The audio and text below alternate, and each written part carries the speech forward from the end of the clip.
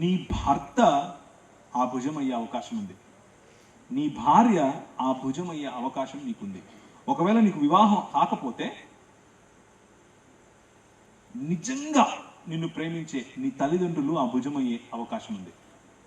తల్లిదండ్రులకు ఒక చిన్న మాట, మీ పిల్లలు మీ దగ్గరకు వచ్చి వారికి ఉన్న బలహీనతలు సైతం మనసు విప్పి మాట్లాడుకోగలిగేటటువంటి ఫ్రీడమ్ ఇవ్వండి, భద్రతనివ్వండి.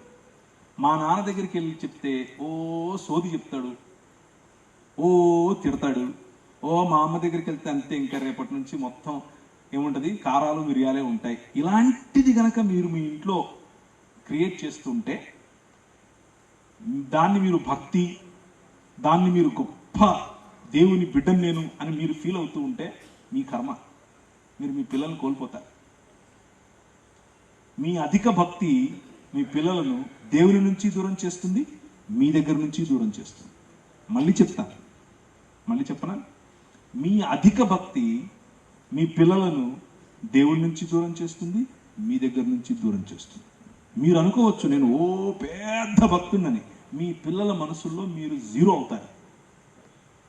అలా ఉండకండి, వాళ్ళకి సమయాన్ని ఇవ్వండి. వాళ్ళు మీ దగ్గరికి వచ్చి వాళ్ళ బలహీనతలు చెప్పుకోగలిగేటట్లుగా వాళ్ళని ప్రేమించండి. నిన్న ఉదయం పాస్పోర్ట్ తీసుకోవటం కోసమని నేను నా కూతురు వెళ్ళాను. ఆ అమ్మాయికి 16 ఏళ్ళు. మేమిద్దరం పాస్పోర్ట్లు తీసుకున్నాం, అయిపోయింది. అంటే వీసా కోసం ఇచ్చాం, వీసా స్టాంపింగ్ అయిన తర్వాత పాస్పోర్ట్స్ ఇచ్చారు, వెనక్కి తీసుకుని వస్తున్నాం. మేము ఒక కాఫీ షాప్లో కూర్చొని మాట్లాడుకుంటున్నాం.